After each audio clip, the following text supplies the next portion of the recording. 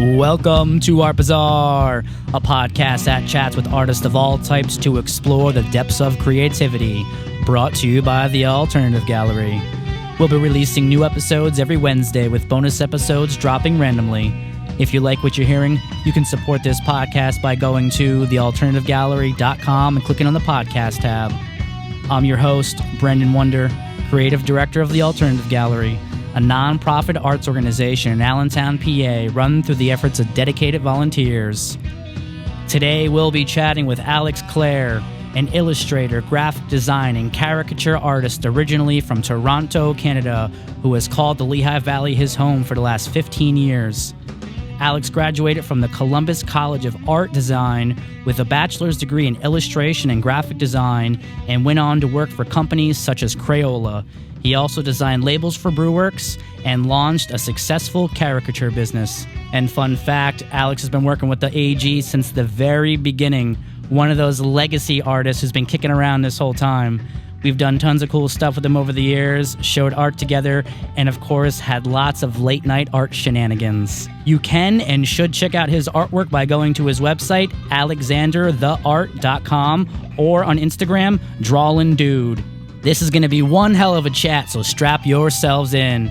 Alex Clare, welcome to Art Bazaar. Oh my God, thank you so much for having me. And that intro, when I have my whole career laid out like that for me, it makes me feel so much more official than it's like a mini novel. You've done so much cool stuff, man. Oh my God, is that? It's like, oh, I'm a professional. I'm like, no, dude, I play video games a lot and I draw sometimes. Oh, you're a professional. See, you are a common artist who doubts all the great things you've done. I guess I can't deny that, but it, it's when it.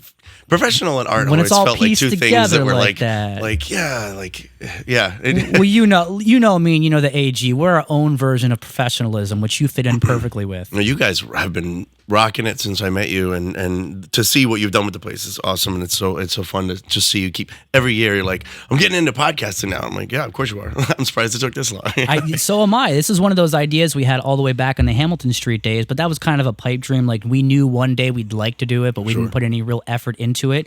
We kind of needed to live with the organization and what we were doing for a while to get our feet on the ground. And I mean, you were on my original list of artists to have on this podcast because, like I said, you were in the very first show we ever did. I remember. I think you still have some of those pieces somewhere. We do. Actually, on the wall out there, it wasn't from that specific show, but we have your Metroid piece hanging out there. Oh, nice. I was wondering where that was. I've been a girl this whole time. Yeah, awesome. We have that piece hanging out there. That's cool. And this is episode number 23 of Art Bazaar, so you're the Michael Jordan of this shit. Oh my God! Number 23, almost 24 in. I'm blushing. The viewers can't see. I'm blushing. Yeah. No, it's awesome, man. Thanks for having me. I'm excited to talk some art. Of course, there's so many great things to talk about, and overall, you work in a lot of different mediums. But when you're feeling creative as an artist, what medium do you like to work in? Is there a certain one, or do you kind of jump around? Yeah, I think it's usually kind of whatever is useful for whatever project I'm working on. I mean, generally speaking, these days everything's done digitally. So, I've gotten very used to just kind of jumping right into the computer. And with cartoons and stuff, it's like, especially with like the vector art programming and stuff now, it's just faster, it's simpler. But again, as a caricature artist, though, I don't have any problem jumping onto like a piece of paper with marker to do it that way and then scan it in and then continue the artwork that way. But then sometimes I feel like I'll have more control with the actual like pen and paper. You know what I mean? But I don't know. Again, just because whatever's usually kind of fastest. Like I got really into doing as you know, I did chalkboards at the Brew Works for ages and ages, and it was like a medium I had never worked in before. But once I started doing it, I was like, I love this because I can do it quickly, and then I can do it in 2 or 3 hours, and then call it a day and walk away. So they saved some of those chalkboards, didn't they? There's still some hanging up there. I haven't done them since the pandemic, mostly just because I got sidetracked with other stuff, and we used to sell them in. Like auctions, they would do it they would have mug club auctions, and they would sell the chalkboards during that time. But again, I haven't really done any new ones, so just the flagship ones are still there. They've been there for like 5 years now. Yeah, so now they're great. Every time I go there, I'm like, I know him. That's my buddy. Well, that's I'm like, do you need to replace them? I'm like, no, I don't. Like they look great. I don't want to change them. And how many labels have you done now for Brew Works? Okay, so that's a good question. So the way it worked with Brew Works was like they were kind of in their infancy when I joined them. As doing like bottle labels and stuff, and like I was working at the restaurant doing food running, and so I was there anyway. And when I got hired, it was like any artist, I had to work in a restaurant because we do that. It's one of my favorite, like, insider jokes with the art community. It's like, oh, you went to art school? What restaurant do you work at? Yeah. Same with the film industry, my friend. Yeah. So I spent a few years there working after I got out of college because I was like, yeah, you got to work somewhere. But so of course my resume is like art. Yeah. Can I take food to people's tables? And so they're like, yeah, well, if you want during your spare time, you can do a chalkboard if you want. And I'm like, yeah, sure. They'll give me like a growler of beer in return. Nice. So I started doing those, and the brewer's like, you should talk to our designer and start doing this. And he introduces me, and she's like, kind of, yeah, nice to meet you, like whatever. Like, it's like how many times you hear someone's an artist, and you're like, oh, my son is really into it. You're like, fine, cool, whatever. Like, yeah, they're probably used to artists being flaky too. Yeah, that's true, exactly. Yeah. So, but then I get a call, and like a couple months later, and she's like, okay, I actually do need some help here. So I started with just actually adding like a snake to this first design, and this was like the second or third bottle of beer they have ever bottled. They only had a couple before that. So this is roughly like what, 2010, something like that? Yes, this was about 2010, and then they were starting to roll out a lot more quickly. So then after that, I did like two more back to back. Then the fourth one, which became one of their biggest sellers to this day. It's still was that Blueberry Belch? The Blueberry Belch, that's right. And so.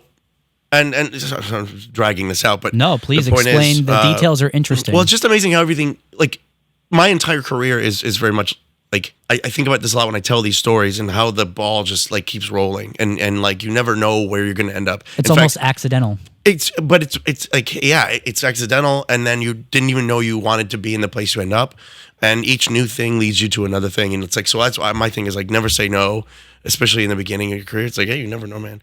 But that's very true. So I started doing their bottle labels, and then they ended up with so many, like they did so much so quickly that they now needed, 6-pack holders, boxes. They needed all the marketing around this stuff. So that the one woman who they had working, Tracy Linger, who I really enjoyed working with and I learned a lot from, but she's like, I can't do all this. And since you did the labels, why don't you come in and just do the extra stuff?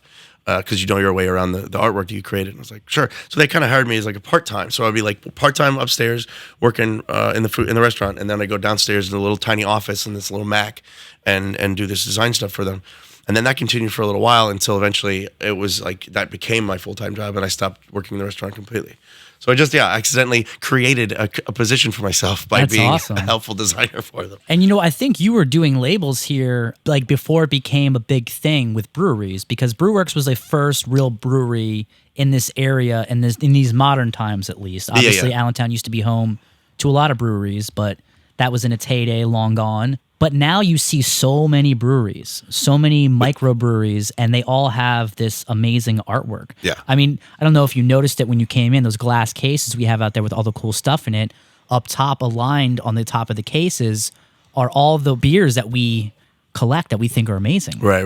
And you're right, because like around that time, everyone was starting to get, like, craft beer boom was happening. Yep. But, we all knew, it was like, okay, you got Dogfish Head, you got, whatever, Flying Fish in Jersey, and like Tired Hands and stuff like that. And so there was still some element of scarcity to it. So it still felt like, oh man, you got to try this one. And now we are completely oversaturated. There's so many damn breweries. And because of the accessibility of art programs and the ability to create, and more, it's not even about the art, it's more about like how cheap it is for companies to now can their own beers. Yeah. More and more breweries can have more like customized stuff. So it's like the beer, maybe I would say it's ironic. Like the label quality went up and the beer quality went down. That's not, I'm not pointing any fingers at anybody. I'm just saying you get bored of just so much of the same thing. Yeah, too much of it. Right. There's too much out there to choose from. Right. So, and it's an interesting medium because I like to think that art can be anything, including a beer can. Now, are there any collectible Alex Clare beer bottles or cans or boxes out there that are like rare? I bet there are, and you know who doesn't have any? Me. I don't have a single one. What? You didn't get any? I didn't really keep many of my own stuff. Oh man! Again, that's another trope of my entire career. I just sort of do stuff and walk away from it. And they're like, "Do you want to sign it?" And I'm like, "No, I'm good." Wow. I don't really care. Because it's like more the experience was fun and meeting the people along the way. But it's like I have proof that I did this stuff, and I have obviously the digital the files and everything. Yeah. But like the bottles, for example, they stopped making them. So they just do cans because now it's just cans, which is a whole different interesting story too. But when I don't do it anymore, I passed it off to my friend Jeremy, who I worked with at Crayola, and he got laid off a couple of years ago. Maybe not even a full 2 years ago, whatever. And I was kind of just done with the label thing. I was getting kind of bored of it. Yeah. And I was like, do you want to take over? Because I don't know anyone else who So it took you about could. a decade plus to get sick of it and move on? Yeah, pretty much. That's a pretty damn good run, though, man. It was a great run. And I was like, I'm not complaining. It was a great job and I enjoyed it. I think it became more tedious than fun anymore. Yeah. And I knew he could handle it, and he has. I love his take on it, and he's done a great job. Yeah, So but you know what? You've just created more work for me now because you haven't made a collection. That means I have to. You have to do it for me. Yes, now I have to do it. I bet. Okay, see, I bet because I'm over at I live across the street from Brew Works too, like the one in Bethlehem. Yeah. So I bet if they let me rummage around down in the basement, I could find a lot of You should do that. You should definitely do Yeah. that. Now, they were great. I remember when we were still on Hamilton Street at the original location, and Rich would always hook us up with like a case for like $10. Oh yeah. And we would just hand out beers to our buddies when they would come out to the art shows and stuff like that. And those were the tough days, man. When we were super poor, we would actually go out to art openings just to eat food. We were so fucking poor. That's where you get your food and wine from. Yes, exactly. Yeah, I remember when I was, there was a period when I was in between cars and I was living in Northampton, and I would take the bus in. I would have just enough money to take. It was $1 each way on the bus, and then I would go to Beijing Walk there on 11th or 10th in Hamilton Street, and I would get a wonton soup. It was $2.25, and for weeks, this was the only thing I would have to eat every day. Oh my gosh. Because they would also come with the fried noodles, so it was like a filling meal. Right. But Yeah, then, the 4 days of being an artist. Not much has changed. I'm only slightly less poor. Yeah, but even that is its own art form. It's true. It's part of the routine. True. It's part of the experience. It's nice to look back on, but it's not nice to experience in the moment because, hey, man, it's tough. No, it is tough. I tell you what, though, you guys still held a hell of a damn good parties That's in right, those times. man. That's when I said in the intro, shenanigans, man. I'll never forget you in your Star Trek costume. Oh God, yeah. Oh my God, yeah. That was like Halloween back in 2000? I don't know, 11 That was or 12. that was 2012. That was the year we first opened the gallery. Yeah, I was And it was when Made in Brazil was around. Remember that place? How great that was? Yeah. The bar that was inside the hotel at the gallery. I mean, that was what a wild. That was so much fun. time. I forgot all about that. That's right. Yeah, you guys, because that was such a small space that you guys had there. But Yeah. I mean, the fact that they let you guys party as much there, and it was an awesome location. Well, we started out in the hotel and then eventually got the retail space. And we were working within our limitations because we knew we couldn't afford to rent anywhere. So we're like, okay, well, let's go find somewhere that's not going to charge us rent. And it worked out, for the time that we were there. Well, and you gave them plenty of entertainment.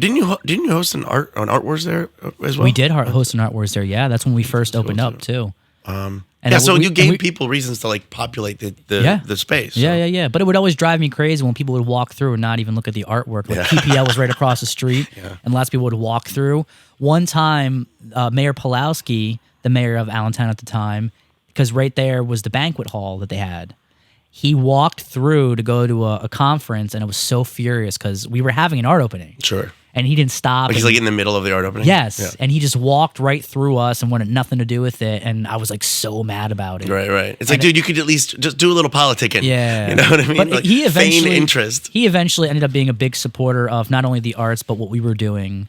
But, that's cool. his story didn't end up too well. He's now in federal prison. Yeah. So maybe that's why he was running away. Yeah, he had to go grease some palms. He's just apparently, he's like, if I'm late, I'm going to get my knees broke. No, it's a shame that what happened to him did, because I think he was truly a big supporter and fan of the arts and of the city of Allentown. And I think overall the government just wanted to make an example out of him because of all the goddamn corrupt politicians out there in the country. And I admit I don't know the specific details of what he ended up going through, but yeah, he got sentenced to 17 years basically for fraudulent activities. Yeah, like pay to play schemes and giving his buddies kickbacks in order for get contracts. And, sure. Yeah. So, but what do you remember from those early days on Hamilton Street? Because a lot of people who know the alternative gallery in its current state weren't there in those early days, so they kind of only know us at this building. What were those early days like that you remember? Oh boy, you put me on the spot now.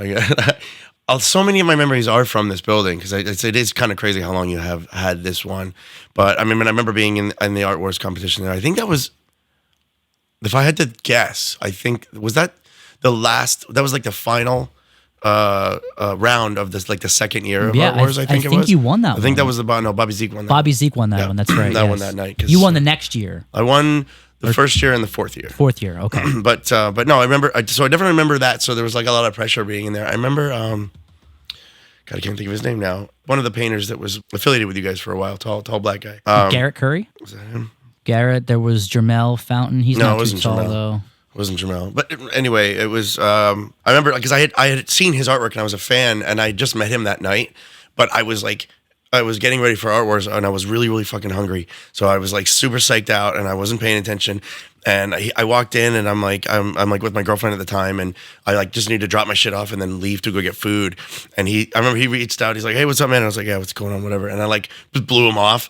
And then I went to get food and I was like, once I got unhangry and I had food, I came back and I was like, and that was really rude. I'm really sorry. I actually really wanted to meet you, but I was just not a good headspace, man. I got to do this thing. And he's like, "No, that was really real of you to say. Thank you for doing that." Yeah, dude. I mean, I think most people would understand in that situation. You know, you're in the final round of something, even without being hungry.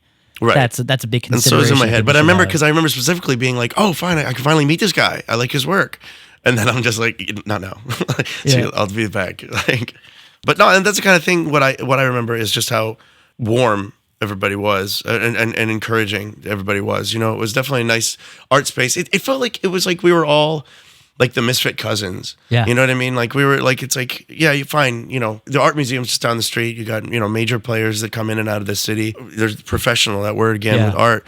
But like, There was no space for people like us. yes, there was like a little grungier, a little bit more rough around the edges, but like there's everything about it was still artistic. And Yeah. like, it's so easy to overlook that.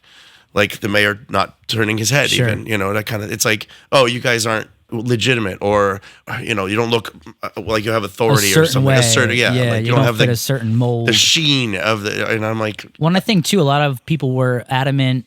A lot of people were against us in the beginning because we worked with graffiti artists and street artists, which Right. were misunderstood. well, they come with a stigma to it, and Which it's like, now has been completely just that's gone now. but because of people like you, where it's like, no, like we're supporting this, and we can show you that it can be done in a way that doesn't have to look disruptive. I mean, I was sitting in my car just staring at them across the street when I got here, and they're awesome. You know? Yeah, and if you want to see the difference, you can actually go on Google Street View, and you can go back in time to every time they came around and took a photo. Oh, really? And you can see how much the neighborhood has improved. And they keep adding it. Yeah, by Remember, doing that. like Art Fest, like one of the first ones. I think the first one I went to. You guys had the giant. I mean, I think you did it several times, but like these gigantic The like walls. plyboard Yeah. or plywood We did it sets that you would set yeah. up, and then people could come in and throughout the weekend, did you those know, every do year. them. Yeah, and that Every was so year. much fun to watch coming together and to encourage people to Yeah. be like, yeah, if we give you a spot to do this, then it's art. You know what I mean? It's not Yeah. vandalism, man. You know. I would say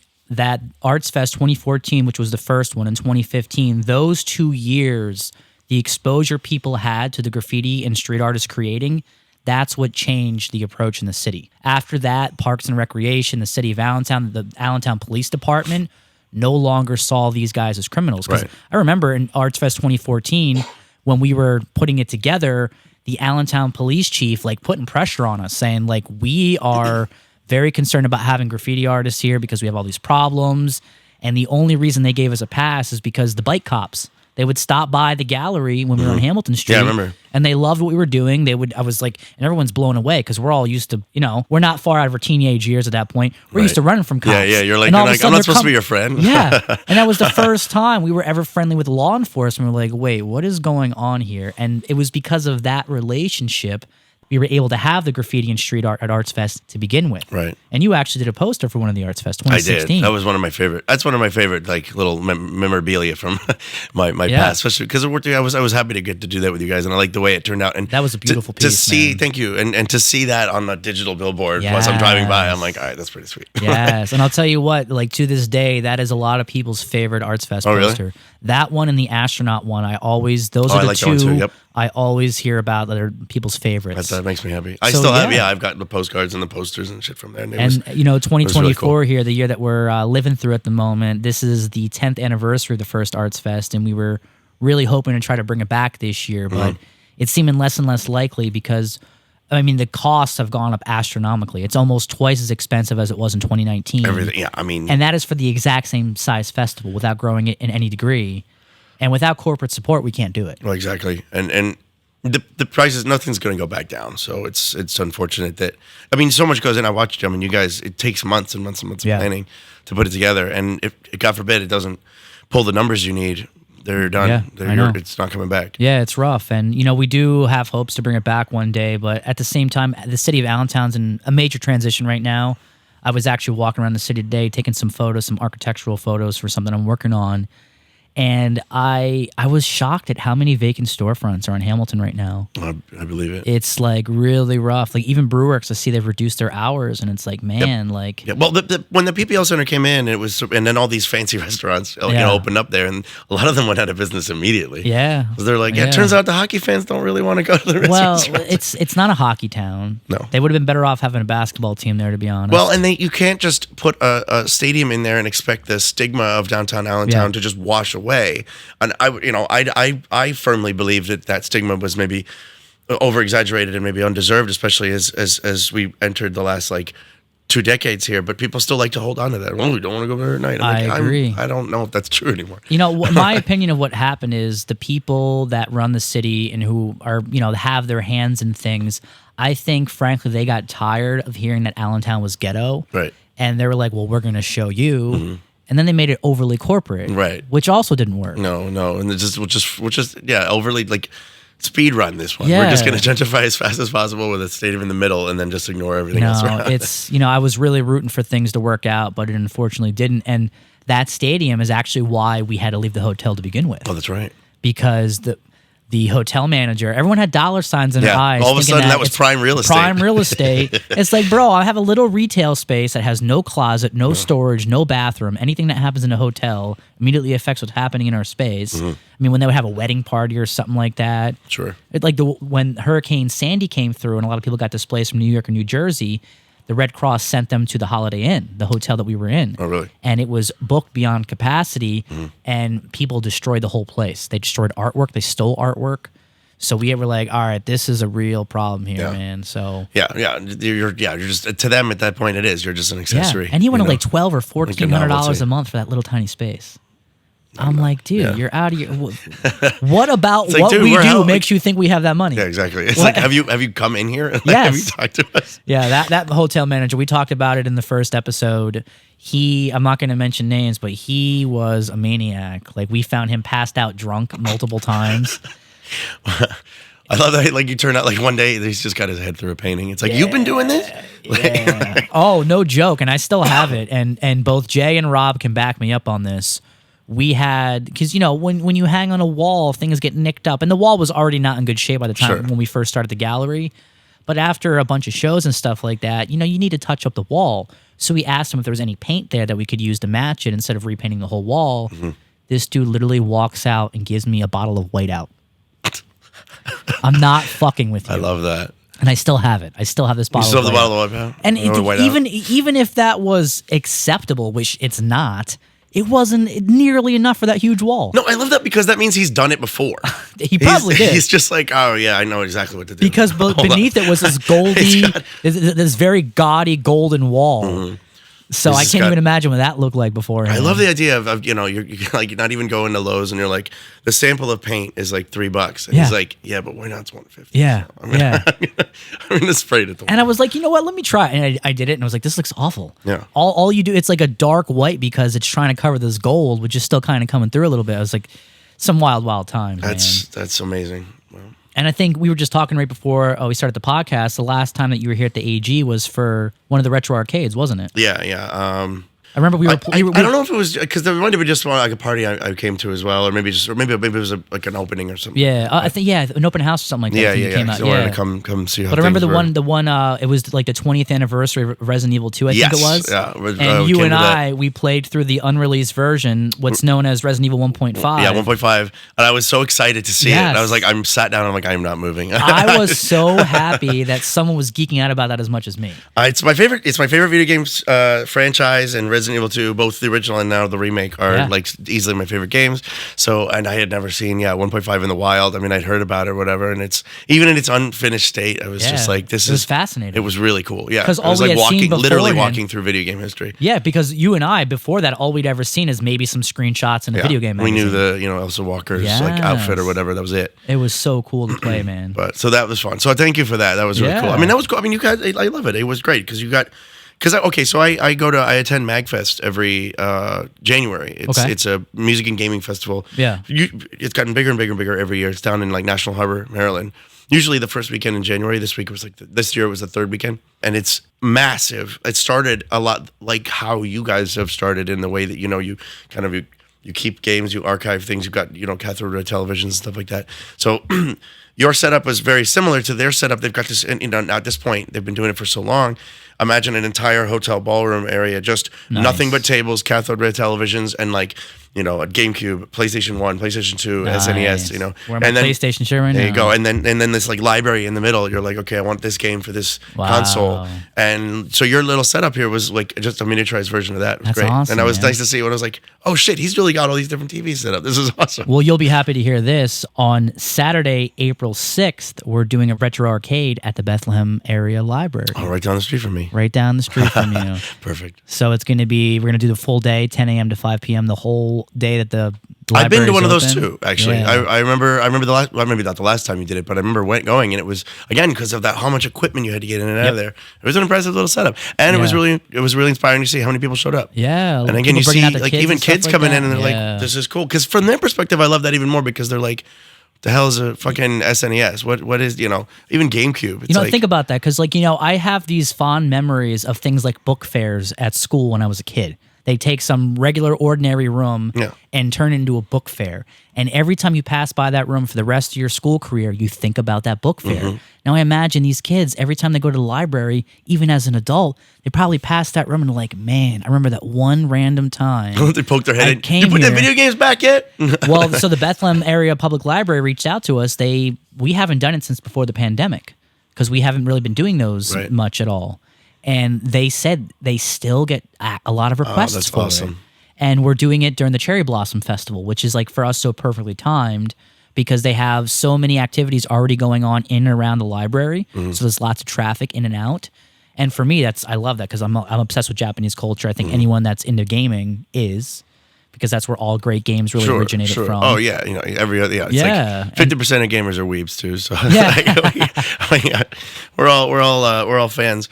I think it's great too, just because it's a half museum, half arcade experience. Yeah. So, and so it's just even neat just to give someone something else to kind of check out, and in its own way. And I've talked about this a lot more lately. I think just because of how stylistically unique more and more indie games are being, or maybe even forced to being, just to sort of try and stand out a little bit. Where I'm like, video games seem to have reached their postmodern phase, and in that way, that there's so much more stuff to see now that you wouldn't normally stumble on. And if you're just a average Joe, you're not much of a gamer, you're not going to run into stuff like this. And then you see stuff like that. Like, again, this is another thing I like about MagFest. They've got another hotel ballroom size thing of just indie game showcase. Yes. People come in there from schools, even. It's like kids who are going to school for video gaming and trying out these radically new concepts. And that's awesome. I played this cash register game that was built out of cardboard, and you literally scan as the receipt paper goes up, and it's like looking through a room game, and you're scan, look at, and then scan the plant on the receipt, and then it'll go up and be like, you look at the plant, and it's it was wild. It was really neat. That's amazing. And gaming can be so inventive too, and that's why curation's important, because you're right, there's a lot out there right now. And you got to point to the right stuff. Right. And this is why curators are important. And that's a big thing that I've wanted to do more and more with these retro arcades. And if you go back and even look at past invites and write-ups about it, we always put that we invite indie game creators to showcase their works, even if it's a work in progress. Because then you're interacting directly with the community that cares the most about what you're doing. Right. And you get some interesting feedback. And again, think about how cool that is for people to have access to that stuff. Mm-hmm. To see something, in its infancy, and then that's more why we have more open beta and stuff like that. Anyway, these days it's like these small creators can't get it off the ground in a finished state. They have to do it throughout. So, it's invaluable. So it really is. Yeah, and video games are obviously their own form of art, and it's something we're happy to showcase. And I think a lot of people they consider it a very passive thing to do, and just a form of entertainment. They don't see the artistic merit that goes into it. But that's not how we see it. No. Well, I think more and more people are coming around. Yes, of course. Or the fact that, now, us older millennials are basically, it's we're starting to run shit. More than, I guess, half of the alive demographic is now a gamer of some kind. Yeah. It's become very accessible in so many ways now, especially with something like the Switch, which is handheld. Yep. So, like, we've actually made it a point now to try to get some of the more obscure consoles. We got the PC Engine, basically was known as Turbo Duo here in America. Okay. So it's like straight from Japan. I've never even heard of that Like, one. we actually got it imported from Japan. It does these cards and as well as CDs, which are very easy to download and play the game, which is awesome. To put this piece of hardware accessible to someone that has either never played it or never even knew it existed. So that, because now we got all the regular consoles covered, we're trying to get more and more of that stuff in addition to the indie game stuff. So yeah, if anyone out there is an indie gamer and you want to send us a game to highlight and showcase, even if it's on a PC, Mac, whatever, we're happy to set it up. I don't know if you know any game developers. Well, I tell you what, I don't, but my youngest brother, Logan, he works as IT for the video game department at NYU. Oh, wow. He meets these people all the time. Wow, you should put me in touch with him. I definitely will. Now that like he would love that. Like that would be really cool. I mean, he's talking to these people all the time, and he spends, when we go to MacFest together, he's in the indie showcase most of the time talking. Do you ever go up there to NYU and see him? Well, I go to see him in where he lives, but like I haven't been to NYU. It never would occur to me. Like, it's, you know, especially during the day. I don't know if he'd want me in there, but what we do go to, and I'd love to highlight this too because it's one of my favorite spots. And it's like when we go to visit him, I'm like, there's only one place I want to go. Like 4 blocks down from him, there's this place called Wonderville. And it's great because your name's in it. Yeah. So it's like Wonderville, and it's basically it's a barcade, but what makes it unique is that it's indie only barcade. So everything in there is stuff that was either designed by the students at NYU or other indie developers who have gotten bigger. So a lot of the cabinets even are like hand built. That's awesome. It's really cool. And so you're trying a bunch of stuff that you really can't play anywhere else. Dude, let's go. When you going there next? I've been talking to my brother about it. I was like, I got some weekends free. Maybe at the end of February, beginning of March. Dude, me and my buddy are talking about going to New York tomorrow because there's this thing called Annie, ANNY. It's Animation Nights New York, and they're doing a screening tomorrow night in Brooklyn. It's like this like bar bowling alley kind of thing. Okay. And we run the Animation Festival, which is going to be in July at the Emmaus Theater, and I want to get more animators like hands-on and involved with this thing. Okay, that sounds amazing. And then when you're there, you want to go to New York tomorrow? I can't go tomorrow. I can't go tomorrow. Which I would. Are you kidding me? I would love to. Why can't you go tomorrow? Why can't? I guess I'm assuming. Are you coming back? Yeah. All right, let me think about it. Let's live a little, bro. And then we'll go check out the barcade on the way there. Yeah, you got to check out Wonderville after the animation. Now that truly sounds fascinating. That's something that I'm going to put that in the show notes as a link so people, because I want to support something like that in general. The fact that they have like indie made games. Yeah. And it's a little room off to the side, and there's music in there too sometimes, like that's a little dope. stage. And, that's super dope. I mean, it's again for like Brooklyn, and it's really affordable. Dude, why can't Allentown? Why can't like Allentown have something like that, man? I would love that. That's one of those. I'm like, God, if I made $1 million tomorrow, I'd open up a barcade. Well, and the problem is, like, I mentioned that all these vacant storefronts on Hamilton Street, they should be chasing down people like us to open stuff there. But I thought there was a guy. I thought you knew him too because he's come in here before. Didn't he work with you guys with the video games? There was a guy who was trying to start his own arcade, and he was even looking at storefronts for a little bit there. Yeah, so I'm the reason that happened, and I think he gave up because he gave up for the same reasons I gave up trying to open stuff down there, because even though there's a massive over surplus of retail spaces, these property owners still want top dollar for it. Yeah, okay. Because he I remember talking to him about it, and he even talking about Cliff. Yeah, because he was like, because I was going to do the mural when he opened it up. I was like, oh my God, please, yes, please. So what I was trying to do, I was trying to find a group of 10 people that wanted to open up kind of creative types of businesses. So I wanted to open up a video store. I still do. He wanted to open up a barcade, rock and roll arcade / pinball arcade is how he described it.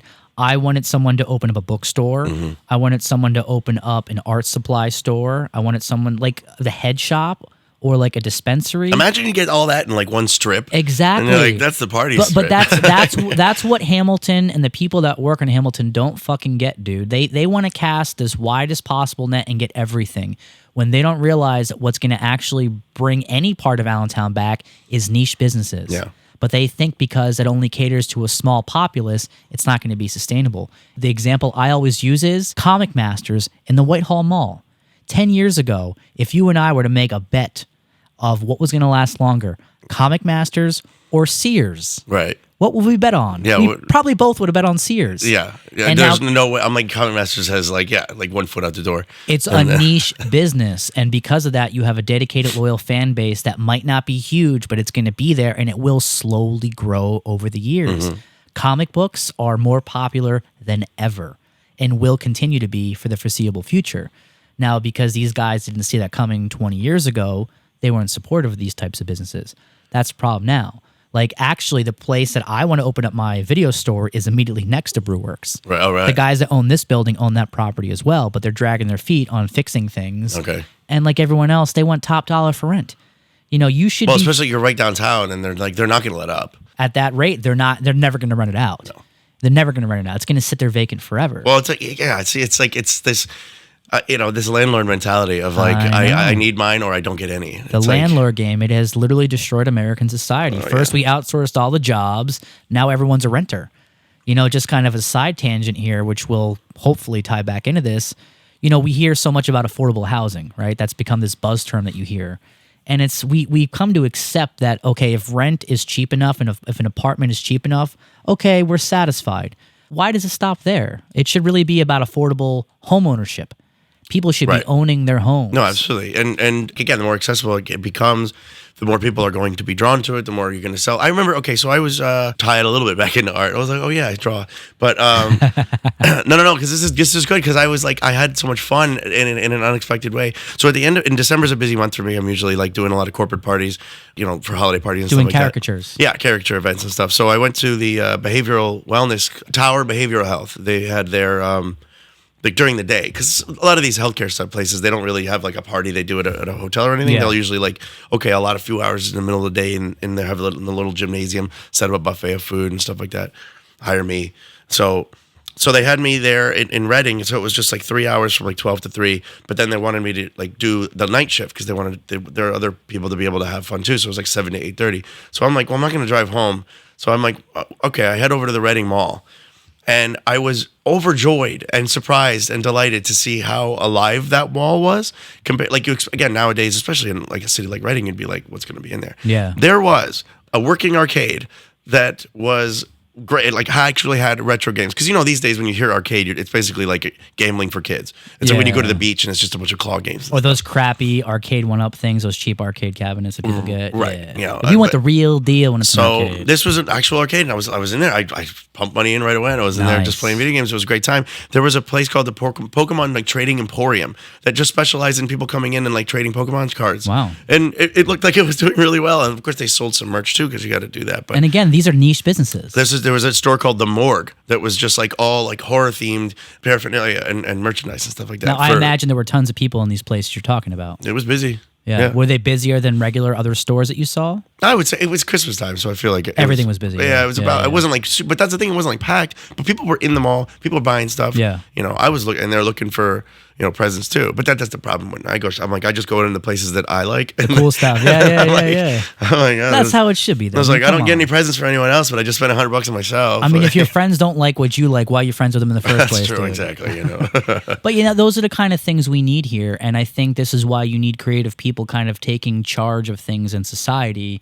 And so often we think we're terrible at business, therefore we should let the businessmen do everything else. Look what they've done with things. Right. You know how much of a champ, how much I was rooting for our city when we started this organization back in 2012, and I hate to say it, I'm ashamed of what's happened here. I just think, it's like with everything, people just they're not comfortable with change, and they don't want to be the one to like take that chance. Because they don't want the egg on their face, and then ironically, taking no chances at all, or willing to do no change whatsoever, then you're not improving anything either. I don't know. The majority of people that I have a conversation with and telling them that I want to open a video store, they just kind of give me this like odd look, like, what are you talking about? Those are dead. Nobody wants that anymore. It's like, well, first of all, I'm not going to rent things out. It's going to be a retail space for new and used on all formats. And I would prove a lot of people wrong, because if I opened that video store, it would fucking crush it. Yeah.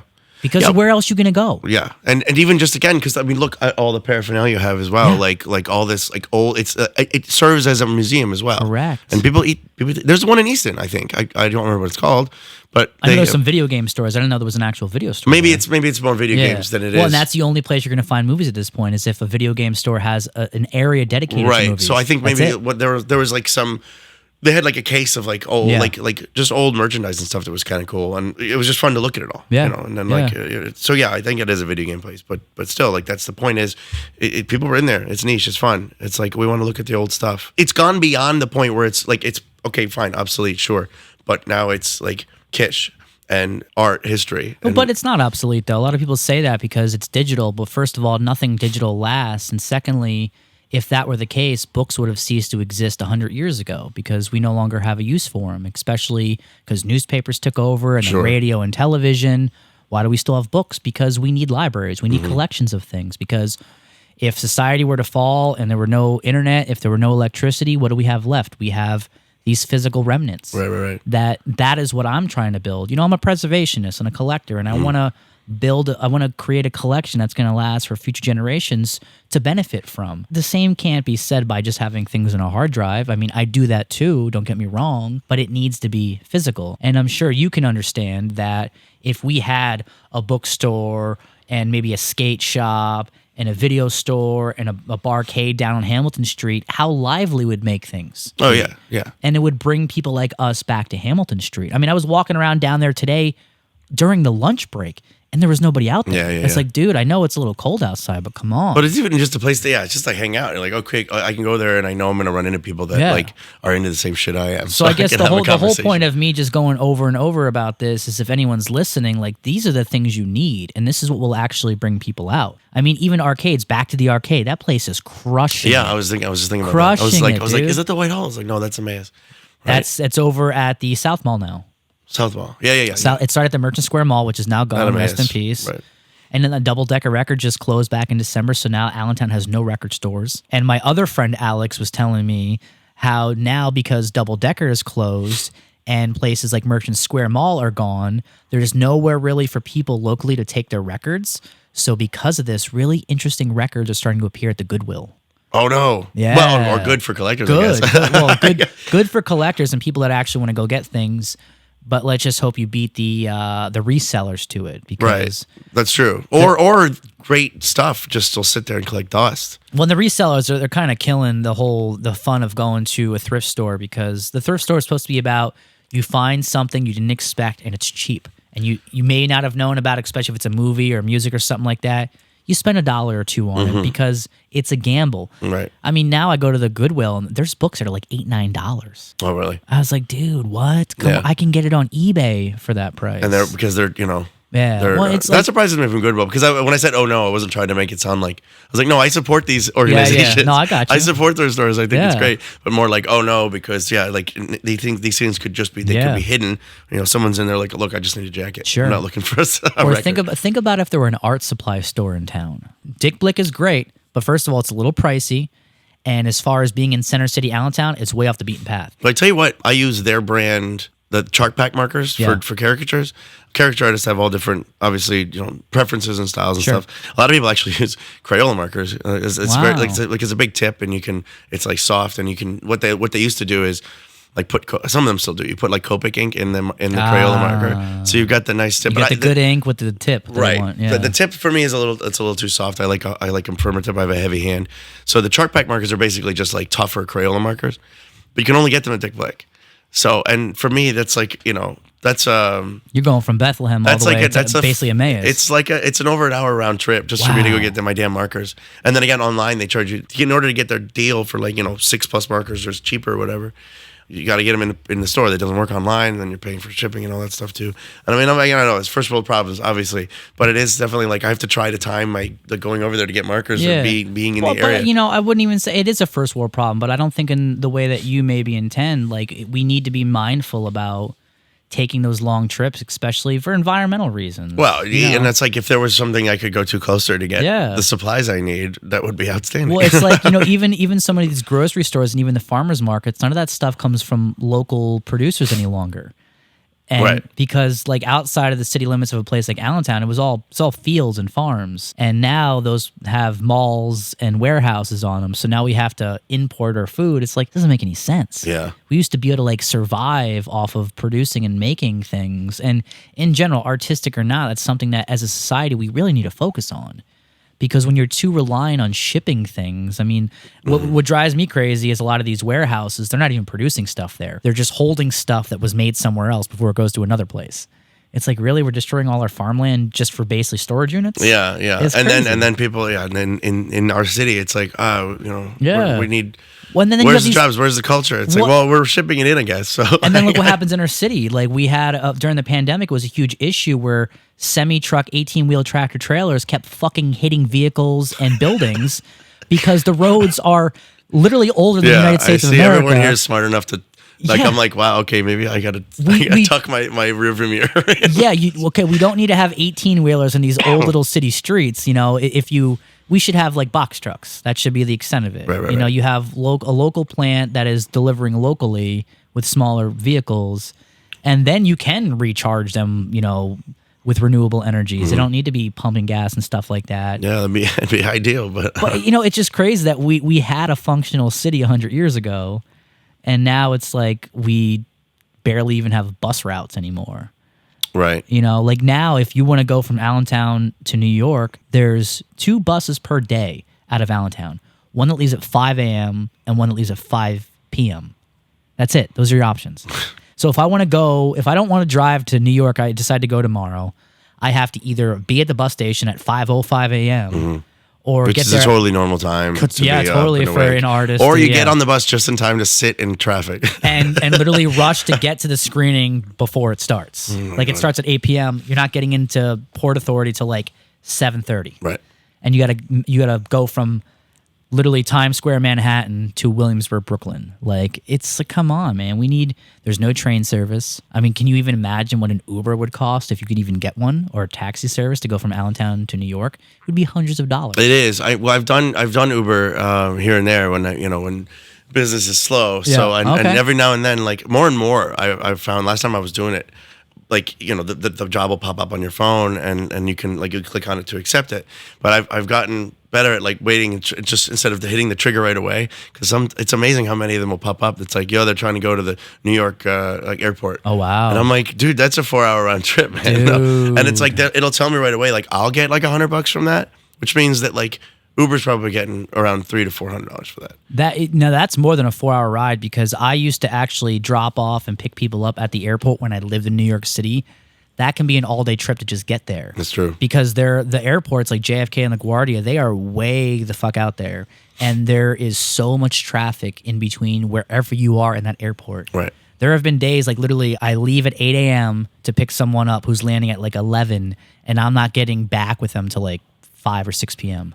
It's all day, and I'm already in New York City. Yeah. It's crazy. So it's not, So when I fly out, I prefer to fly to Newark Airport, because, Philly is kind of a pain in the ass to get to. We have ABE International Airport here, but it's like you can't get flights anywhere there. I just went to New Orleans, which was fucking amazing. And literally, if I want to go to New Orleans from Allentown, I have to either go to Newark or Philly, or I got to get a plane from ABE, which goes to another city. Like, you can't get a nonstop flight. Our car-centric culture has gotten obviously out of hand, because now no one even, it's like public transportation being used less and less, prioritizes it less for the cities. So then it's just more, someone can literally doesn't even flinch, picking up a phone and going like, I'll just call an Uber to go 2 hours away. Which again is why you need dude, there's so many other alternatives. Exactly. Which is again or why at least you there need, used to be, now it's. Yeah. This is again why you need all these cool little businesses on a place like, a street like Hamilton. Right. Then there's less reason to have to drive. I drive a lot for my gigs. Like, I'm driving all over the place, like Philly, New Jersey, Now, like are caricatures your main gig right now? Yeah. Well, I would like people like it's. When I always feel weird answering that question. People are like, oh, is this your full-time job? And it's like, well, full-time isn't really describe it. It's usually typically weekends, Well, I said main gigs. Friday, Saturday, Sunday. Yeah. So, that's what I'm telling. This is what the customers will talk to me when I'm drawing them or whatever. Yeah. Well, that's like one of those things. They don't know what to ask artists. Basically. Right. But it's a great question, because then I'm like, They're probably curious. It is. I was like, it's my main source of income. Yes. Yeah. And then like I said to you, man. I filled the weeks now with doing. I host bar trivia. So at the Brew Works on Wednesday. Speaking of the Brew Works, Brew Works on Wednesdays. You've really moved up in the world there, huh? I picked it up from my my good friend and neighbor, who was my neighbor.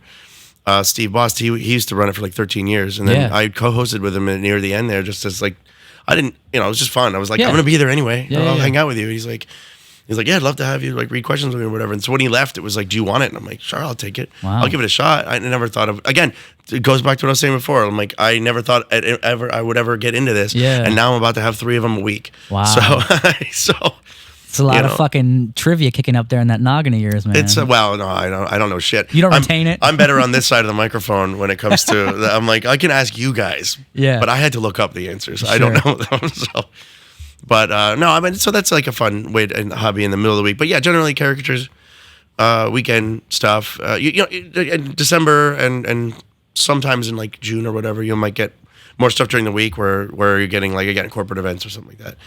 Or in the case of like June, you get a lot of graduation parties. And you do art festivals and stuff like that too, right? No, I don't really do retail caricature anymore. Wow. That's just a choice. I mean, you can do pretty well with it, but it's such a commitment. Yeah. Usually it's like a whole weekend thing. And I'm drag all your shit out. I'm a lazy man, Brandon. Well, thank you very much, because 2 years ago you were actually coming out and doing some gigs for me, man. So I appreciate that. That's right. We're doing the Third Thursdays, which the city made. It was a hellish experience, thanks to the city. I'll say that. Yeah, well, I believe it. Yeah. But for friends, I try to help out when I can. When you're reaching out asking for help, I'm trying to like, okay, I want to help if I can. And you know I don't do it often, so if I do it, I mean it. That's exactly that's what I mean. I'm like, okay, I'll do what I can to help. Well, thank you very much. I appreciate that. But wait, how did we get onto the? You were talking about driving. I was yes. talking about, because I got to drive around a lot for these gigs or whatever. So, you want to hope that you're like, I'm sorry about my whatever carbon footprint or whatever it is, even though I know that's not necessarily a thing. I have to do what I have to do for my thing. Which is why I actually like have to remind myself sometimes. It's like I live downtown Bethlehem. And then I forget, like, largely how much I do right there on the street, because it's all right. I can walk to the bars. I can walk, to do all the stuff I do, and how much I do enjoy not having to take my car places. That's really cool, man. So I love walking But I know around. I'm spoiled rotten, but it's nice to be close to all that stuff downtown. But yeah, you got a nice little Main Street area down there, Yeah. man. Although it's a shame they just knocked down the theater over there. well, they're built. It's almost done building the new one, and the way they make it seem like I feel like you know more. I thought about it was this just. than I would. Isn't it just? I thought so too, but they're calling it. It's called the Boyd again, but they're calling it like a new theater experience or something. But no, there's not a theater in there. There's not going to be a theater in there? They're just a bunch of fucking assholes. Oh, they're just lying. Yeah, we actually went and did a salvage walkthrough, and we were supposed to save a bunch of the old theater seats and the architectural elements that were from the 1920s. Yeah. They had the dressing rooms in there from the 1920s and the 1910s when it was a vaudeville theater. Right. And it felt like you were stepping back 100 years ago. And there was this amazing. Remember, you've been in there before, right? When it was still an operating theater. No, it closed. It closed right before I moved in. That's right. Yeah, it must have closed right around that time. But they had all this amazing ornate plaster work that I wanted to salvage and save.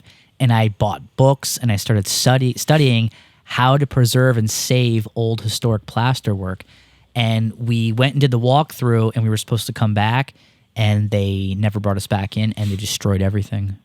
Oh, wow. They destroyed it all. They don't care. Yeah, they just didn't care. No. It's a shame. It really is a shame how everything kind of felt like with that place. But it's like, I think it's up to people like us, artists, to kind of nudge people to do the right thing. Well, I think to care about things. But it just goes to show again where it's like that whole area there, because of all that water damage and no one was like taking care of it or whatever, that was kind of deemed basically like, unless you have several $1 million to drop on this, then we're going to bulldoze it. Yeah, and but that's called demolition by neglect. So what they do is they knew there would be outcry if it was demolished while it was in good shape. They do it a lot with theaters and churches. Oh, okay. It's a very common thing. But what I'm also saying is like they set it up so that like basically like you have to be already a millionaire investor in order to fix it and save it, which most of them aren't going to be like, oh, I want to save an old theater. They're like, no, what I see is lofts, lots more lofts. But you don't have to be rich in order to save it. You just have to care enough and put the time in, because there's a lot of federal funding out there. Even that's all. That's fair. Again, you know a lot more about this. Well, I work a lot with preservation, because I think it's why be wasteful? Especially to me, especially if you're not putting something better in its place. Mm-hmm. Like these buildings, okay, that had roof issues. That can be fixed. Yeah. That's all it was. There was no structural issues. That no, building, they just didn't want to do that. That building was solid. That building was solid. I mean, in comparison, I have photos of what they built in its place. It's a wooden structure. That thing's gonna last 30 years. They're gonna have to tear it the fuck down again. Mm-hmm. Well, it bums me out that it's just more housing. Yes, and I'm not like, because it's not affordable housing. It's going to be expensive lofts. Well, and anyone that says there's a housing crisis, they're fucking wrong or they're lying, because there are currently 16 million vacant homes in the United States of America. Right. 16 million. This housing crisis, it's artificial. And the way it was created was companies like BlackRock started buying up everything. all these single family homes.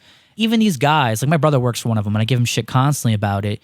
They're these slumlords that have a little bit of money. They have some assets in the way of other property that they can put up for collateral if they need to.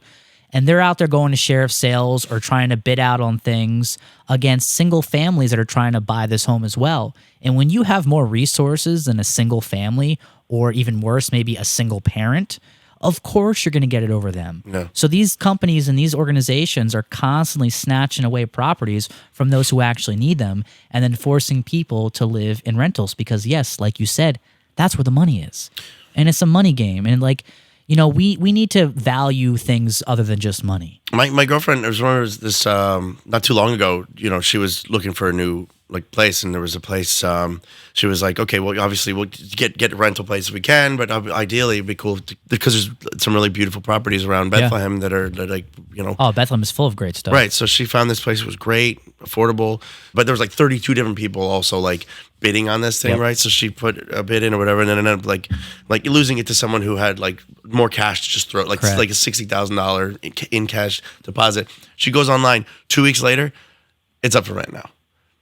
These people come in from, like, a lot of times from New York, buy these places up, and then immediately start making money. And the rent was astronomically out of, like, it was like, dude, guys, fuck, yes, exact. I'm like, that's like, you don't even care. You don't even give a shit. It's like, you're not going to live here. You're just going to make money off of someone else. Someone else is being more desperate. It's like, I personally think you should not be allowed to own property, or at the very least rent out property, if you don't live in that city. Like, that's bullshit. That is some bullshit right there.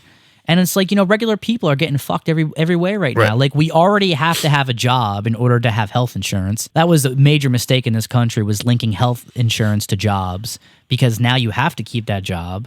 I mean, so many artists I know only have a job because they need health insurance. Well, and that's why when I left Crayola, because I mean, I worked there for 5 years and it was a great job and everything, but I definitely hated the corporate environment. Yeah. So I just kind of hit a point when I was like, I can't do this anymore. And I think I'll never forget, maybe just to tie this back into art a little bit, but sure. It's all art, my friend. Well, that's true. It's like, because I remember thinking like, you know, okay, this is a career. Like, I finally have a career. I never thought I'd get to this point or whatever. And it was a cool job and all that. But I'll never forget, there was one day we were celebrating someone's retirement or whatever. And she said something that like wrenched me, that it was, she's like, yeah, we forget after all these years, I think I've seen you guys more than my family. And I was like, oh, that's so dark. That's so bleak. So I was like, I don't know if I want that. So I was like, okay, maybe, you know, once I paid off my student loans, I was like, okay, I'm going to take a chance to do my own thing. Because I was already doing caricatures on the side at that point. Yeah, good for you. So I was like, I think I can get out. You're one of the lucky ones. But, well, exactly. But I remember, when I told people, it was like the first fucking thing every time. What about your health insurance?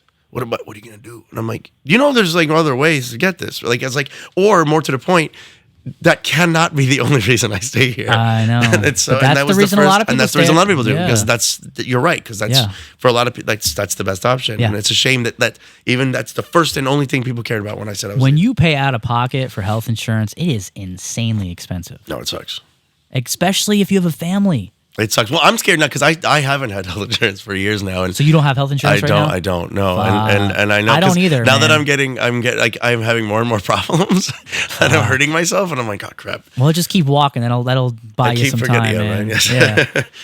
The lost art of walking. Everyone should get health insurance. I'm not a good example. Well, you know, that's the point. That's the point of, you know, what I said earlier. Like, regular people are getting fucked. Like, we already can't have access to real health insurance without having a job, and even then, you're paying out of your ass for it. And now we can't even afford to like buy homes or even rent out places. It's crazy. Right. And it's like, how much further down the road, like, where does this road take us? Where does it stop? Yeah. Where does this road take us? That it's impossible to live anywhere? And then I hear these people, they're usually boomers, that say to me, the people that worship at the foot of the businessman, they say, oh, well, young people now, they want to rent because I keep hearing people say that they don't want to take care of a property. They don't want to cut grass. I'm like, you're full of shit. It's like, who told you that? Where did you get that? I know a fucking lot of people, and I talk about, this is one of the main things I talk about because it's a huge problem and only getting worse year after year. No one has ever said, I've literally had one person say that to me, and this person's a total jack off anyways. So of course they're going to be wrong about everything. This person was totally wrong about that, and they're probably wrong about everything else too. It takes you fucking 10 minutes to cut grass. Oh, let me just have no assets and burn my money for the rest of my life because God forbid I have to cut some grass. Right. If it's that much of an issue, pay a neighborhood kid $20 to cut your grass. Well, down. I don't really like the idea of lawns in general, and I don't want to cut my grass. But I would want. Like for me, I'm like, Urban I like an apartment. Like I'm happy with that. You can buy those. You know what I mean? Like, well, and that's the thing too. Like now, the most iconic building in Allentown, now the Lehigh Valley, is the PP&L. Right. Do you know what they want to do with it?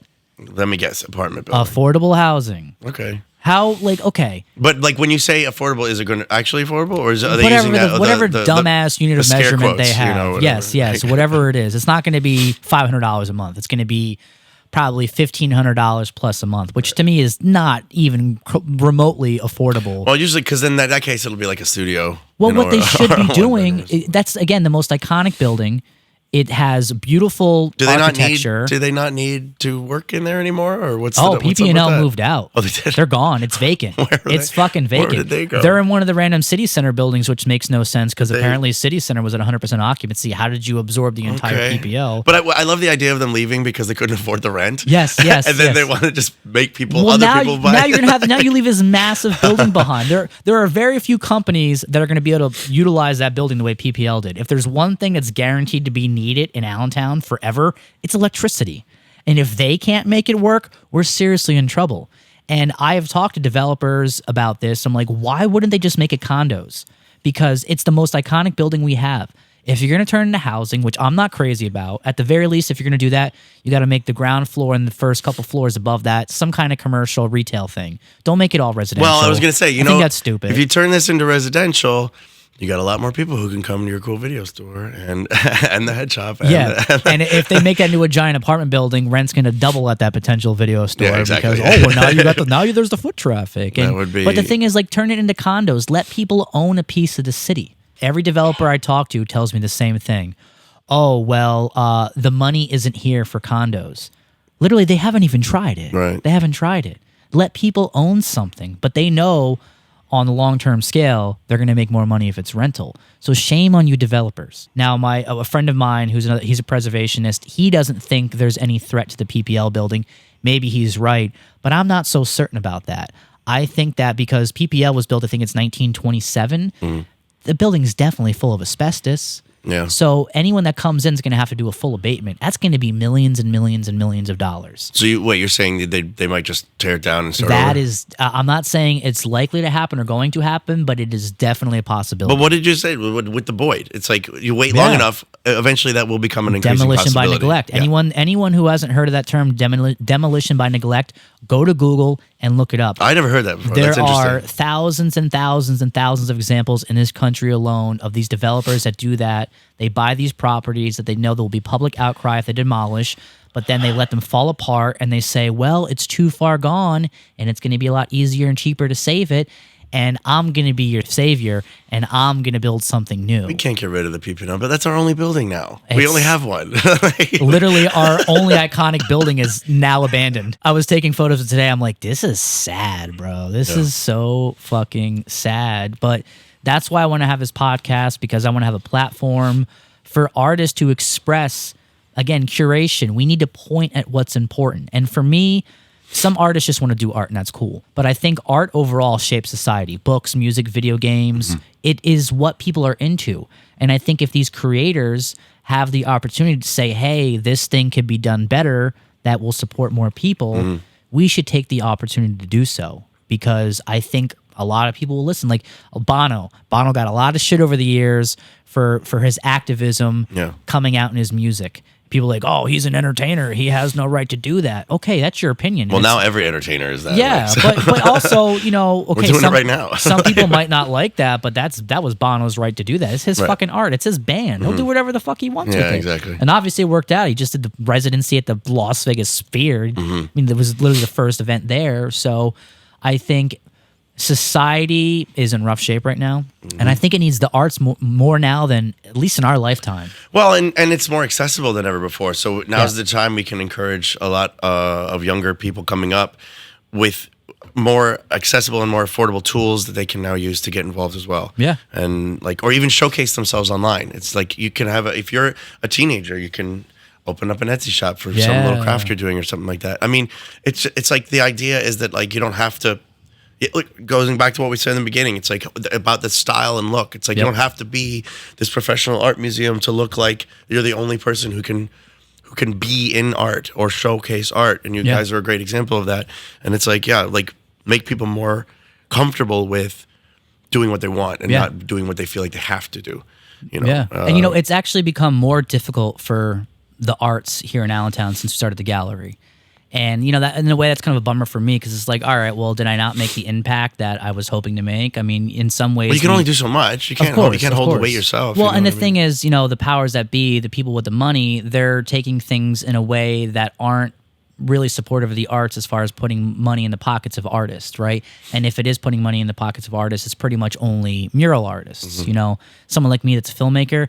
I have begged and pleaded with everyone I know for money to make films. Everyone's like, what, movies? Like, they won't even go see movies in a theater, let alone fund a movie. But anyways, like, because of this situation, it has kind of forced us more and more to take what we do on the road. Right. So the Alternative Gallery, we've been traveling, we've been feeling out different cities and kind of collaborating with different artists and organizations. And we want to start doing these pop-up shows around the country. That'd be awesome. And even things like, the screening that we've been doing at the Amaze Theater, Dusty Cans, once we kind of perfect that model, we want to take that city to city. Same thing with Animation Festival. We have 4-day Animation Festival this July at the Amaze Theater. We want to have like a best of block that we could do a great one-night screening. That's something that could grow over time into like a big convention style of like, okay, 2-day screenings of these things, in these different cities. That would be really cool. Yeah, because I think our Open World Animation Festival has all the potential to really become like a serious, true animation festival. Because here's a quick quiz for you. I said this on another podcast, which you might not have heard. Out of the top 10 animation festivals in the world, how many do you think are in America? Okay, just because you're asking me implies that it's not many. So I would say in North America or America? United States of America. United States. Because I bet Canada's got one. So I don't know, 1? 0. No. 0. So my point is there's room for there to be like a serious animation festival. Not trying to like say that other people aren't doing that, but I think there needs to be one, and I think we can make it happen. I really do. So, well, and that's one of those things when you're like, when you kind of point out that it doesn't exist. Yeah. Someone's like, I didn't know I needed it until you told me. Well, and most are in Europe because Europe takes that kind of stuff a lot more serious, which Europe seems to appreciate American art a lot more than America does. Look at what the Oscars, or maybe it was I don't remember if it was the Oscars or the Emmys, but no, the Emmys are for television. But no, Golden Globes I think it was, because it was like like whatever Wish, the Disney one, got like nominated, and everyone's like, dude, nobody saw this, nobody likes it. What the fuck like this is obviously you're in the pocket with these people. Like this is embarrassing. Probably how it went. And then you've got real talent coming into the animation now, and people like. The studio that's doing Spider-Man and stuff like that, trying something new. Yeah. It's refreshing to see. It's great. Yeah. And so it's still like, no, Disney. It's like, no, man. Yeah, I think it doesn't have to be there. Disney was smart to buy up all the companies they did, but I think people are kind of like, there's other stuff out there now. And I don't think Disney knows how to handle that, especially that Marvel has been kind of not on their A game the last couple of years. Well, there's more competition. That's that like with lower budgets can do and the same do thing, a lot more. Same thing with Pixar. Like Pixar, in a lot of ways, is a shadow of its former self. Unfortunately, I just heard they're doing Toy Story 5. Yeah, well, I mean, come on, let's be honest. They should do as many of those movies as possible because Toy Story is awesome. Those movies are so good. They're great. I do like them. I don't mean I guess I love Toy Story, but I'm like, dude, do some new stuff. I'm a slut for sequels. Dude. Oh, really? I'm a total slut. Like. I mean, don't get me wrong. I was like, why are we doing Toy Story 4? And then I saw it and I was like, okay, I love this. This is great. Yeah, I don't think you can go wrong with Toy Story. Like there are certain ones, like you don't make a sequel to WALL-E. Can't do that. That wouldn't make any sense. But one of the ones that was very strange is they just very abruptly announced Moana 2. Yeah, I saw that. Well, it's just like a teaser. Yeah. So, but the fact that they announced it in January or February and it's supposed to be come out in November is very strange. It's the first anyone's even heard of it. Mm-hmm. And so what I read was that it's apparently unused footage that they didn't use in the first one, and that The Rock is just now after the announcement in negotiations to return. Okay. So with it's, like filler material. it seems like it's a rush job because Disney's been kind of limping along the last couple no kidding. years. Well, there was I saw some articles or even YouTube videos talking about how a lot of people suspect that Wish was written by AI. Oh wow, what? Because of how like tropey and simplistic the setup and structure is, and if you like some of these videos are, I'm like, oh shit. I gotta check that out. I'm like, that's they got a case here. Wow. It actually kind of makes sense. Wow, I gotta check that out. It's very interesting. And I'm sure it's one of those cases where, like, even if they did, a human's going to come in and tidy up the edges. But, yeah. I mean, we're getting to the point more and more now where we could just like children's book or children's movie script, please. Yeah, and no, it's I'm super against that. Well, obviously, I agree with you. Yeah, I don't care. Just Our because jobs technology, are disappearing. Well, even shit. aside from that, there's a coldness to it. Just because technology can do something doesn't mean it should. There is like a soulless look to a lot of that AI Yeah. imagery. Oh yeah. Yeah, but they'll make it better, which is even more scary because Yeah. it's already getting difficult to decipher. Well, and they're taking what's real. in order. If you're like, okay, if someone could type in potentially, and not that my body works large enough, but if they want, it's like, oh, Alex Clare style artwork. Yeah. And like it will do something in that style. So then is it innovative or is it plagiarism? It's like plagiarism. It's plagiarism. Yeah, they got caught. There's massive lawsuits against them now for theft of artwork, and in fact, they released a list. They found a list of all the artists they actually used. Oh, really? There's a list. I have it. I'll share it with you. I'll actually put it in the show notes here. Okay, cool. But I'm curious, like, what kind of movies have you watched lately that have been awesome? Have you watched anything good? Because I know you're a big movie guy like me. Yeah, I have a part of a little movie club that I do with some friends every Monday night over at the like the Steel Stacks. Okay. Like Ryan Hill works over there. And, Yeah. He still books all the films there, right? No, now he moved on to like a directorial role, Okay. and now another guy, Anthony, he does that stuff over there Okay. now. But so he's those two and a couple other friends of mine. We go in there on Monday night, so it's tonight, Monday night after the theaters like close down. Yeah. So then it's just like us, and then we get to kind of just be in the theater ourselves. Nice, and dude. and so each week the idea is, and I've heard more and more people doing this type of thing. So this is a fun thing for people out there listening to do with your friends, where it's like once a week movie club, and every week it's someone else's turn to pick a movie, but no one knows what your movie you're picking until you're sitting there ready to play it. That's fucking awesome. And then whoever's turn it is also is responsible for bringing a bottle of bourbon too. So Dope, man. So 2 weeks ago was my turn, and I brought in Upgrade. I don't know if you're familiar with this from 2018. No. It was like an indie style movie. It's very similar because I was like, oh, okay, you guys have seen Venom, right? Everyone's like, yeah, Venom. Where it's like Tom Hardy has this symbiote that he's working with that helps him be a superhero, right?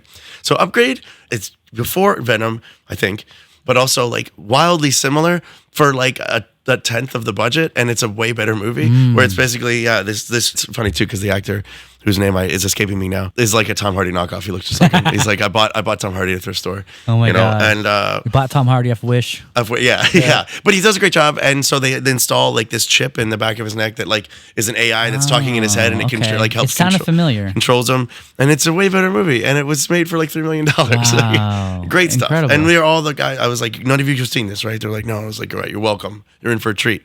And they're like, yeah, that was fucking awesome. That was great.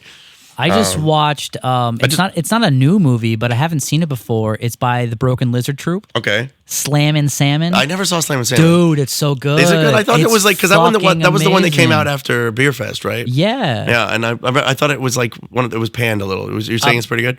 So while I was watching, because I was so shocked at how much I was enjoying it, that I started looking up different people's rankings of Broken Lizard films, and a lot of people do put it pretty low. Honestly, dude, it might be their best movie for me. Kidding. Aside from Super Troopers, it is fucking hilarious. Right, twist my arm. I'll check it out. So the owner makes a bet with the Yakuza and loses and has to raise $20,000 that night, or he loses the restaurant to the Yakuza.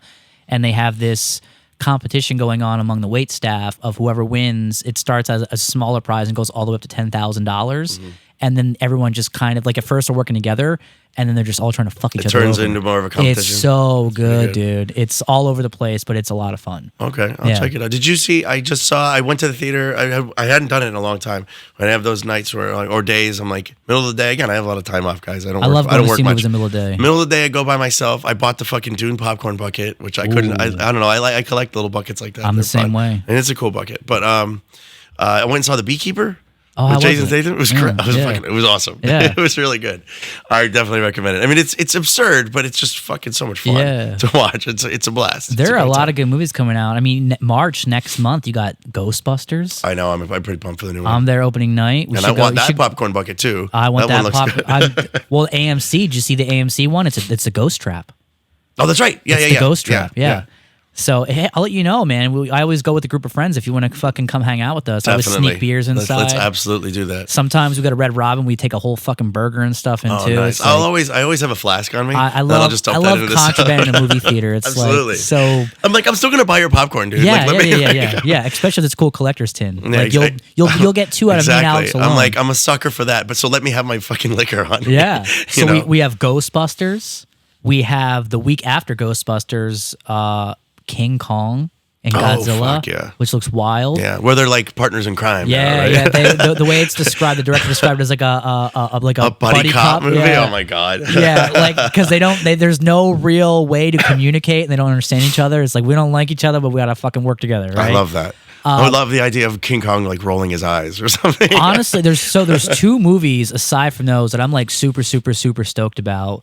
The first was I was blown away by the new Planet of the Apes trilogy, the Kingdom of the Planet of the Apes. Yeah, I didn't think they were going to keep going with this. I was surprised by that. I love that they did. And this one's set 400 years in the future. Oh, okay. So I love the fact that apparently Andy Serkis is responsible for them doing that because there was talks to reboot it yet again. Mm-hmm.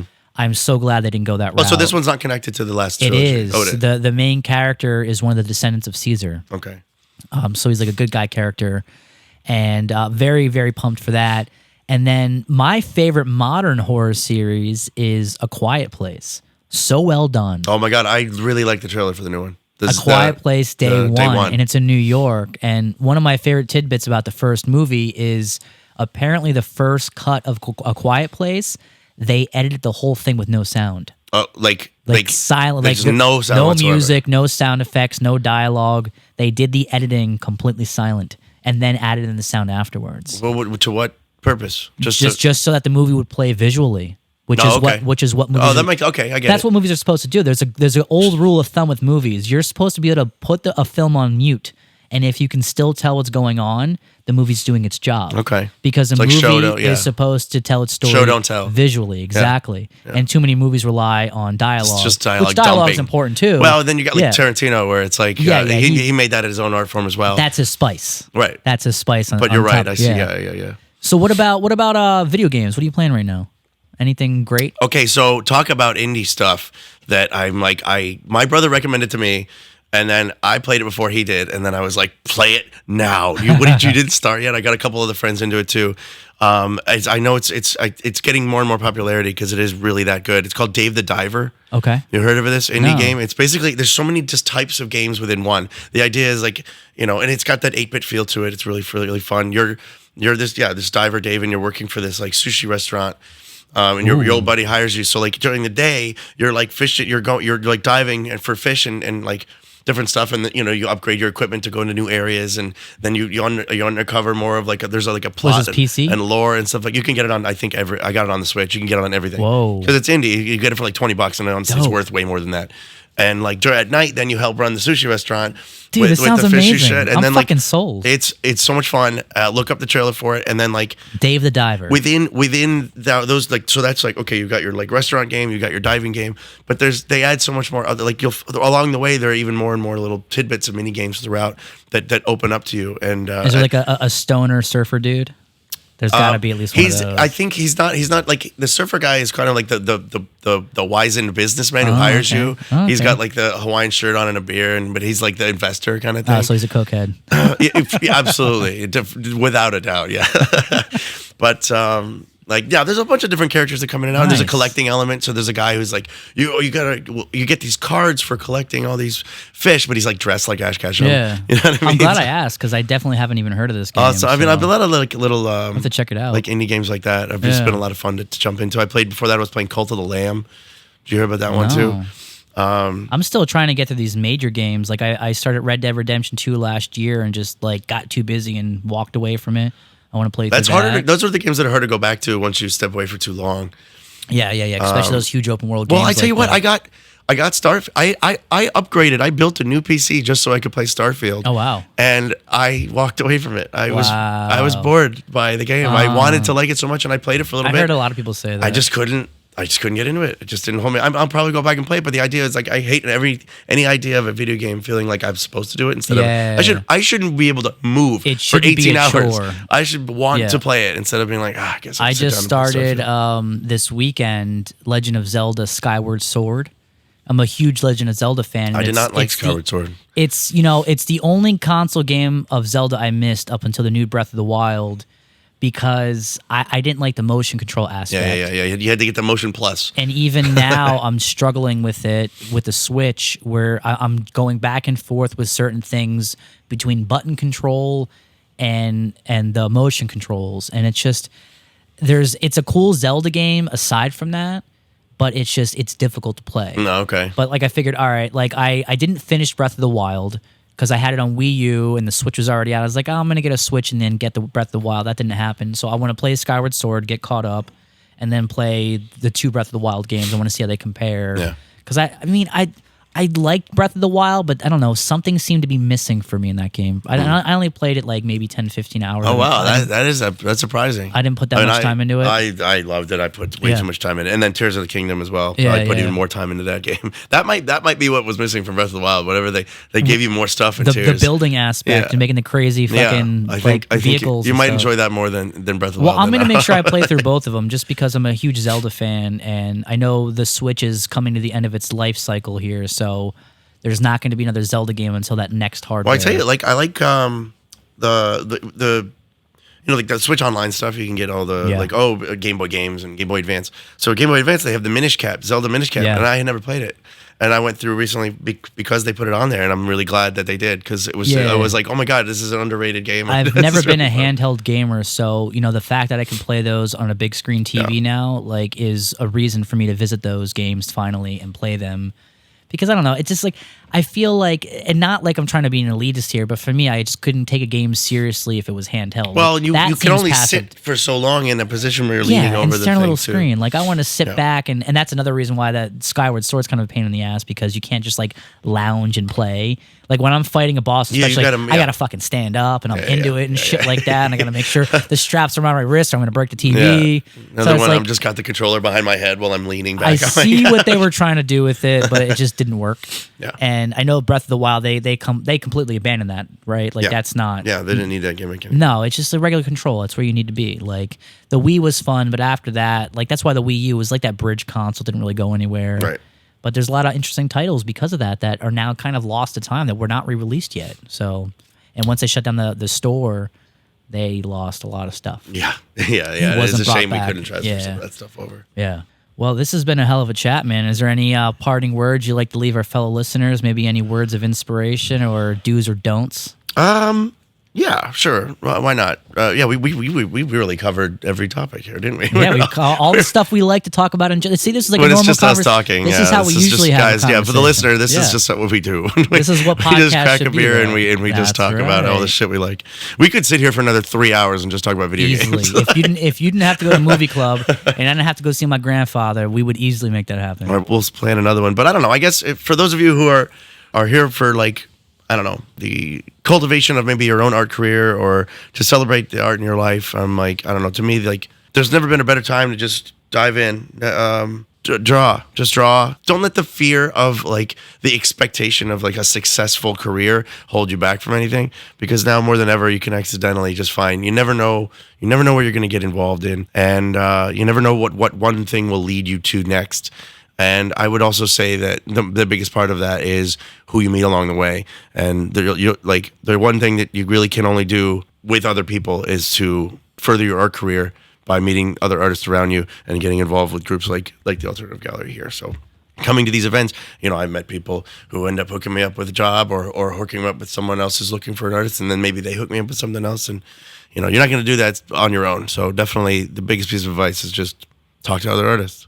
Yeah, that's great. And that's a huge piece of advice. Something I always recommend to other artists is to find other artists, because like you might not have the inspiration or motivation to keep going, but if you had a buddy and someone with similar interests, now you have a little bit more reason to keep doing it and to charge ahead. Yeah, and then respect your time too. Don't let anyone pay you in like a 6-pack. That shit's got to go.